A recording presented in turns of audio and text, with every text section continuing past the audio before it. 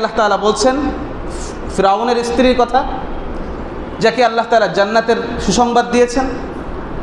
জান্নাতে সে আল্লাহর কাছে একটা ঘর চেয়েছেন, ইনশাআল্লাহ আল্লাহ তাআলা তাকে সেই ঘর দিবেন।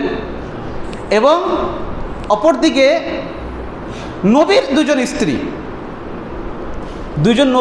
স্ত্রী, লূত আলাইহিস সালামের স্ত্রী এবং নূহ আলাইহিস সালামের স্ত্রী, এত সম্পর্ক, স্বামী স্ত্রীর সম্পর্ক, এত কাছের সম্পর্ক, কিন্তু সেই সম্পর্কটা মুক্তির কারণ হচ্ছে না, কারণ সে এই মুমিনদের অন্তর্ভুক্ত হয়নি।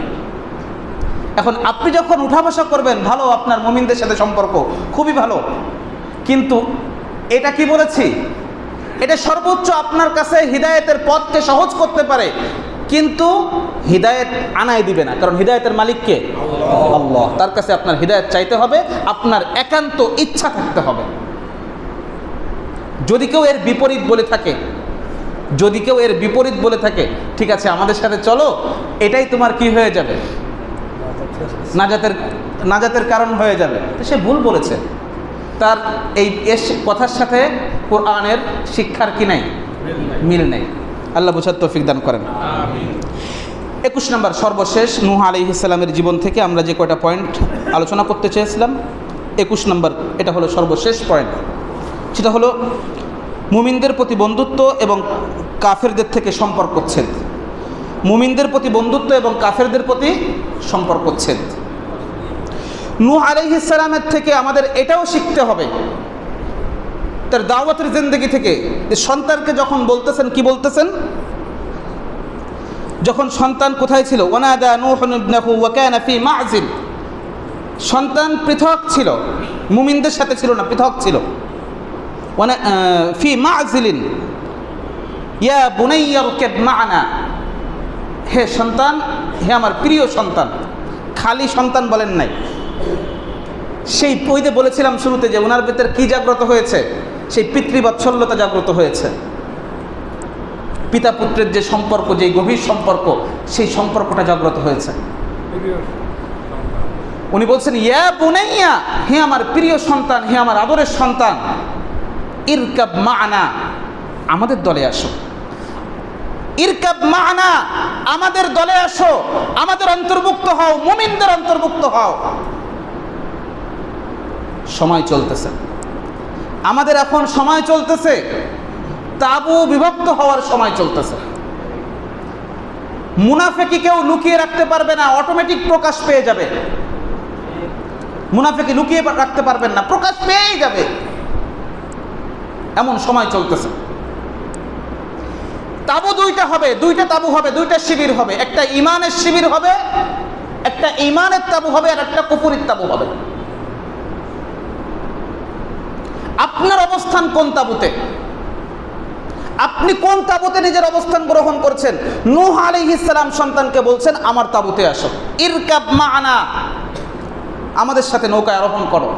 তো নূহের কিস্তি তো চলতেছে, আল্লাহ রাসূল সাল্লাল্লাহু আলাইহি ওয়াসাল্লাম কিস্তি চালিয়ে দিয়েছে, চলতেছে। যারা সৌভাগ্যবান তারা তাওহীদ গ্রহণ করছে, ঈমান গ্রহণ করছে, জীবনের প্রতিটা ক্ষেত্রে দ্বীনকে ধারণ করার চেষ্টা করছে।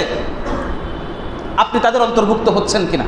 আপনি সেই নৌকার আরোহী হচ্ছেন কিনা, নাকি আপনার অবস্থান ভিন্ন নৌকায়? নৌকার গন্তব্যস্থল এক জায়গা না, সব নৌকার গন্তব্যস্থল এক জায়গা না।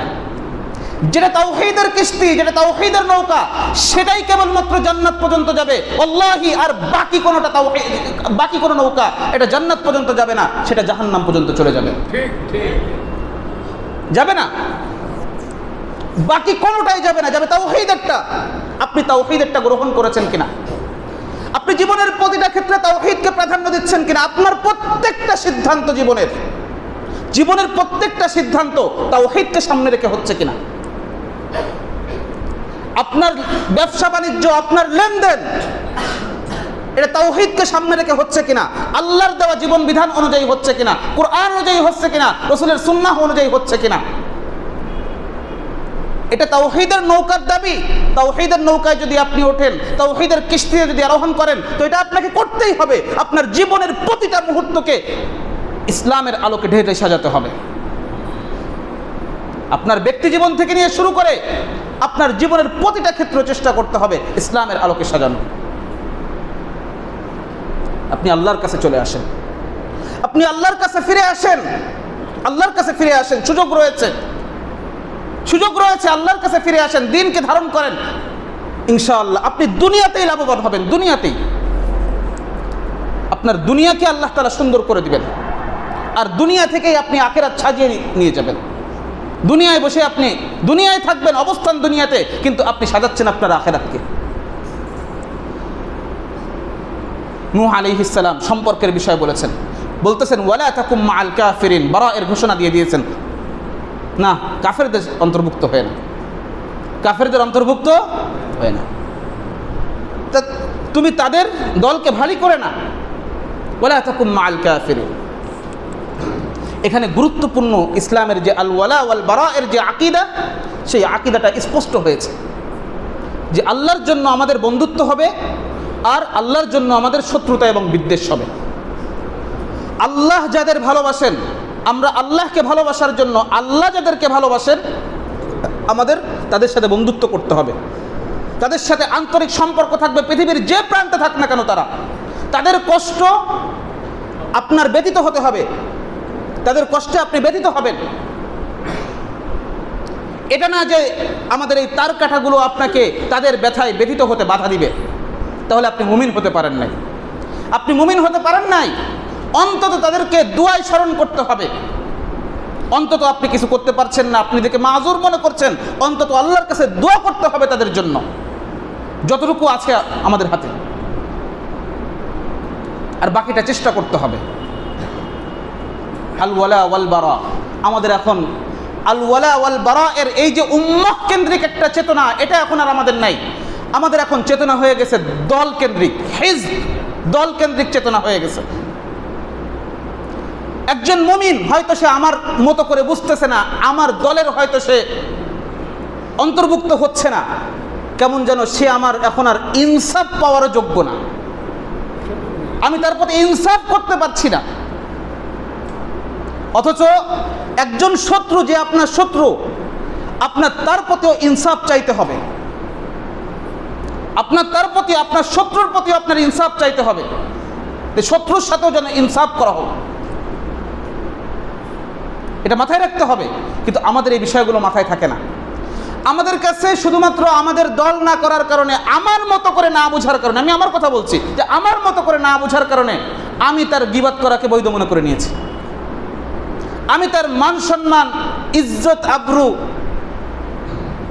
এগুলো নষ্ট করার বিষয়গুলো আমি কেমন যেন আমার জন্য বৈধ করে নিয়েছি। এগুলো আমার কাছে এখন আর কি নাই, সুরক্ষিত নাই।